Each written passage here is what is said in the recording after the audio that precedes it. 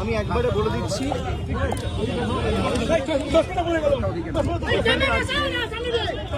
ভাই আসতে লেগে যাবে।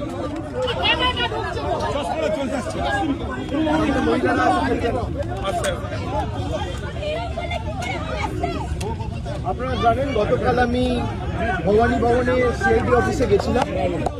সেখানে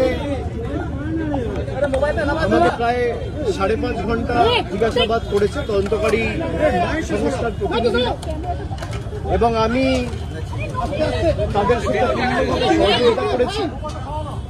আমার লিগাল রাইট, আমি কোর্টে মুভ করব। কোর্ট আমাকে 6টার মধ্যে গতকাল ভবানী ভবনে সিআইডি হেডকোয়ার্টারে সশরীরে উপস্থিত থাকার জন্য নির্দেশ দিয়েছি। আমি কমপ্লাই করে প্রায় 12-13 মিনিট আগে, 6টার আগেই কালকে ভবানী ভবনে গেছি, এবং 11:30টার কাছাকাছি ইন্টারোগেশন প্রশ্ন উত্তর পর্ব শেষ হয়, প্রায় 5.5 ঘন্টা চলেছে। এবং আমাকে আবার সেখানে একটা নোটিশ দিয়ে আগামী 14 তারিখ অ্যাপিয়ার করার জন্য বলা হয়। আমি 14 তারিখ কলকাতায় আছি, আমি 14 তারিখ অ্যাপিয়ার করবো আবার। আমি কোনো তদন্ত এড়িয়ে যাইনি। আমাকে দিল্লিতেও তদন্তকারী সংস্থা যখন ডেকেছে আমি গেছি, কলকাতাতেও নিজাম প্যালেস হোক, এদিকে সিজিও হেডকোয়ার্টার হোক, ইডির কাছে হোক, আমি গেছি। আমি সবসময় তদন্তে সহযোগিতা করেছি, এবং আমার সামর্থ্য অনুযায়ী যতটুকু কেন্দ্রীয় তদন্তকারী সংস্থা বা এই মুহূর্তে দাঁড়িয়ে রাজ্যের গোয়েন্দা সংস্থা সিআইডির সাথে যেটুকু সহযোগিতা করা উচিত আমি নিশ্চিতভাবে করছি। আজকে আমাদের দলনেত্রীর বাড়িতে কিছু বৈঠক ছিল পূর্ব নির্ধারিত, সেখানে একাধিক বিধায়ক থেকে সাংসদ ছিলেন, এবং আমাদের এই মিটিংগুলো চলাকাল খবর পাই খুব সম্ভবত 4:30 নাগাদ যে সিআইডির একটা টিম এসেছে আবার কোনো একটা আলাদা মামলায় আমাকে নোটিশ দিতে। তো আমি আমার সেক্রেটারির মারফতে তাদেরকে অনুরোধ করি যে আমি এই মুহূর্তে আমার বাড়িতে সশরীরে উপস্থিত নেই বলে আপনারা চিঠিটা অন্য কাউকে দিয়ে দিন, সে রিসিভ করে আমার পক্ষ থেকে নিয়ে নেন। এবং আমি অনুরোধ করি যে আপনারা যদি আমাকে দিতে চান তাহলে আপনাদের অপেক্ষা করতে হবে, তার কারণ আমি এই মুহূর্তে আসতে পারবো না মিটিং থেকে বেরিয়ে। আপনি আপনার মতো করে যখন ইচ্ছা বাড়িতে নিয়ে বলবেন যে আপনাকে ছাড়া কাউকে আমরা দেবো না। আমি যদি বাড়িতে না থাকি তাহলে আপনাকে অপেক্ষা করতে হবে আমার ফেরার জন্য। এখন প্রায় 7:20 বাজে, আমি বাড়িতে ঢুকেছি, আপনাদের সাথে কথা বলছি 5-10 মিনিট হয়েছে। 6-7টার মধ্যে আমি বাড়িতে ঢুকেছি। আমি ঢুকে দেখছি সিআইডির প্রতিনিধিরা নেই, তারা ফিরে গেছে। তারা যদি পরবর্তীকালে আমাকে ফোন করে আসে, আমার সাথে যোগাযোগ করে আসে এবং আমাকে বলে কোন সময়ে গেলে আমি বাড়িতে থাকবো, তখন নোটিশ দেবে, আমি নিশ্চিতভাবে জানাবো। আমি যখন বাড়িতে উপস্থিত নই সশরীরে, তখন যদি তারা এসে নোটিশ, তখন যদি তারা আসে নোটিশ দিতে এবং একদম স্পষ্টভাবে বলে যে আপনাকে ছাড়া কাউকে নোটিশ আমরা দেবো না, আপনার হয়ে কেউ যদি রিসিভ করতে চায় সেই সুযোগ পাবে না, তাহলে আপনাকে আমার ফেরার জন্য অপেক্ষা করতে হবে। তো আমি আপনাদের মাধ্যমে আমি অনুরোধ করব যে যারা নোটিশ দিতে এসেছিল আপনারা যদি আসেন নিশ্চিতভাবে যোগাযোগ করে আসুন, আর না হলে অপেক্ষা করুন। আমি যখন ফিরবো আমি তখনই এই নোটিশটা আপনাদের তরফ থেকে, আপনাদের কাছ থেকে নিতে পারবো। আপনারা যারা আমাকে প্রশ্ন করছেন আপনি তদন্ত এড়িয়ে যাচ্ছেন, আমি কোনো তদন্ত এড়িয়ে যাই, আমার দোকানোর কিচ্ছু নেই। আমি কেন্দ্র তদন্তকারী সংস্থার সম্মুখীন হয়েছি এখনো পর্যন্ত 8 থেকে 10 বার। যারা এতদিন ধরে তদন্ত চালাচ্ছে, আমাকে যখনই ডেকেছে আমি গেছি। আমাকে সিআইডি সামান দিয়েছিল, প্রথম সামান 30 তারিখ। 30 তারিখ বিকেলে আমার উপর আক্রমণ হয়, আপনারা দেখেছেন। 48 ঘন্টা আমি বাড়ি থেকে বেরোতে পারিনি। আমি সময় চেয়েছিলাম, আমাকে 8 তারিখ ডাকা হয়েছে। 8 তারিখ আমি ছিলাম না। আমি 6 তারিখ দিল্লির উদ্দেশ্যে রওনা দিয়েছিলাম, ইন্ডিয়া জোটের মিটিং ছিল। 8 তারিখ তারা জানে যখন আমি দিল্লিতে, তখন 8 তারিখ বিকেলে নোটিশ দিয়ে বলা হচ্ছে 9 তারিখে আসুন। 9 তারিখেও আমার বৈঠক ছিল। আমি গতকাল সঙ্গে সঙ্গে যখনই আমি কোর্টের নির্দেশ পেয়েছি, আমি সঙ্গে সঙ্গে 6টার আগে গেছি, এবং তারা যে প্রশ্নগুলো করেছে আমি তো এখানে আলোচনা করতে পারি না, যদিও আমি দেখছি মিডিয়া অনেক কিছু বেরিয়েছে, আমায় কি প্রশ্ন করেছে তদন্তকারী সংস্থার কাছে আর আমার সাথে কি আলোচনা হয়েছে এটা মিডিয়ায় চলে আসছে। এবং আমি বাড়ি ফেরার আধ ঘন্টার মধ্যে আমাকে প্রথম প্রশ্ন কি করা হয়েছে, আমাকে দ্বিতীয় প্রশ্ন কি করা হয়েছে, আমাকে তৃতীয় প্রশ্ন কি করা হয়েছে, তার উত্তরে আমি কি বলেছি সব আমি দেখছি মিডিয়ায় রিপোর্ট হয়ে গেছে। আমি এটা নিয়েও আগামী দিন হাইকোর্ট মুভ করব। আমি যখন তদন্তে কি আলোচনা হয়েছে কারোর সাথে আলোচনা করছি না, তার মানে আমি ধরে নিতে পারি তদন্তকারী সংস্থার কাছ থেকেই মিডিয়ায় এই খবরগুলো লিক হচ্ছে।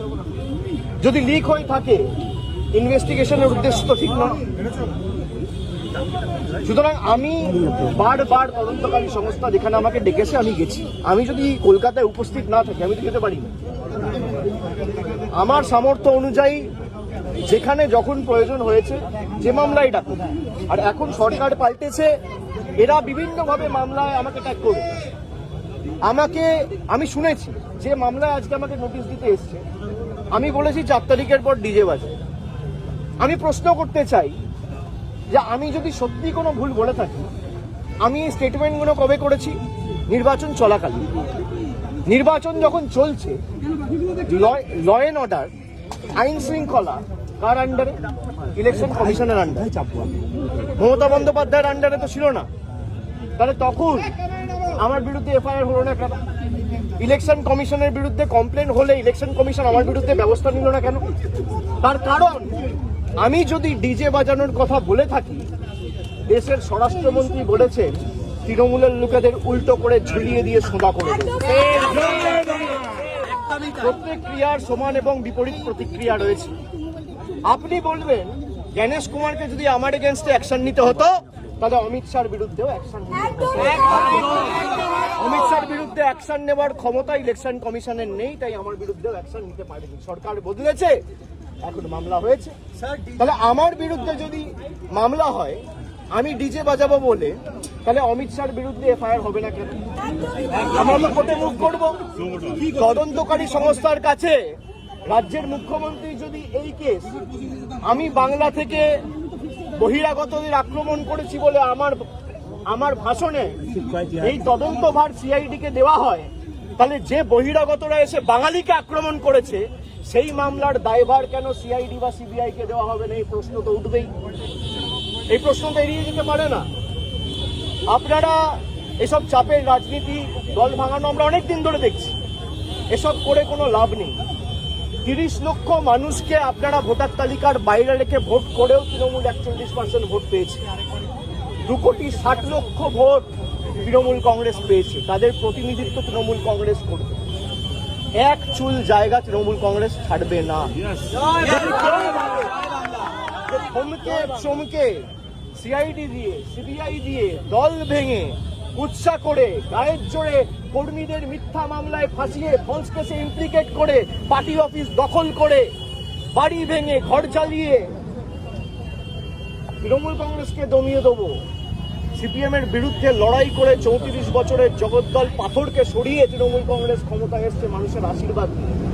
2011 সালের পরিবর্তন আর 2026-এর পরিবর্তনটা খালি একটু তুলনা করুন। মানুষের মধ্যে কোনো আবেগ নেই, স্বতঃস্ফূর্ততা নেই।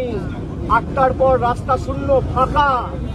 বিজেপি বিজয় মিছিল বার করতে পারছে না। যারা বড় বড় ভাষণ দিচ্ছেন, আমি বলবো রাজনৈতিকভাবে মোকাবিলা করুন। মানুষ যদি আপনাদের জিতিয়ে থাকে, মানুষের জন্য কাজ করুন। মানুষ বুলডোজারের জন্য ভোট দেয়নি, মানুষ কর্মসংস্থানের জন্য ভোট দিয়েছে, শান্তি শৃঙ্খলা সম্প্রীতির জন্য ভোট দিয়েছে। মানুষ উন্নয়নের স্বার্থে ভোট করুন। উন্নয়ন, দিল্লির সাথে লড়াই করে টাকা আনুন। আপনারা ভোটের আগে বলেছিলেন অন্নপূর্ণা ভান্ডার, আর ভোটের পর মানুষ দেখছে বুলডোজার। এই দ্বিচারিতা তো চলতে পারে না।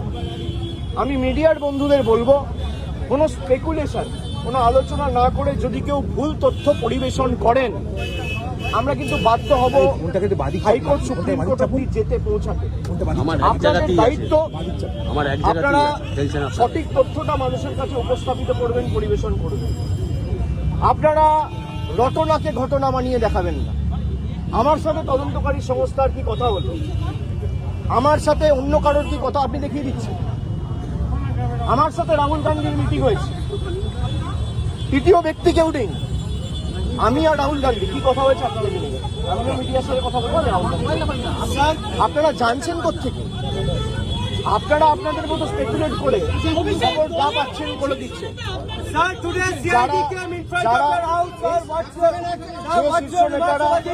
যে শীর্ষ নেতারা আমার বিরুদ্ধে কথা বলছে, দলে আলোচনা করার জায়গা রয়েছে এবং আপনি স্পেসিফিক্যালি করতে পারেন কল্যাণ বন্দ্যোপাধ্যায় বলেছে। কল্যাণ বন্দ্যোপাধ্যায়ের অধিকার রয়েছে আমাকে নিয়ে কথা বলার। কল্যাণ বন্দ্যোপাধ্যায়ের অধিকার রয়েছে আমাকে নিয়ে 4টে কটু কথা বলার। কল্যাণ বন্দ্যোপাধ্যায় আমাকে ছোট থেকে মানুষ করেছে, আমি বড় হতে দেখেছি। আমি এই কথাগুলো নিয়ে খারাপভাবে নিই না। ওনার একটা ঘটনা হয়তো খারাপ লাগতে পারে, উনি বলেছেন, কিন্তু আমি আমার কোনো ব্যক্তিগত ক্রোধ বা আমার কোনো ব্যক্তিগত ক্ষোভ কল্যাণ বন্দ্যোপাধ্যায়ের বিরুদ্ধে নেই। আমি তাকে আগেও সম্মান করতাম, আগামী দিনেও। Thank you.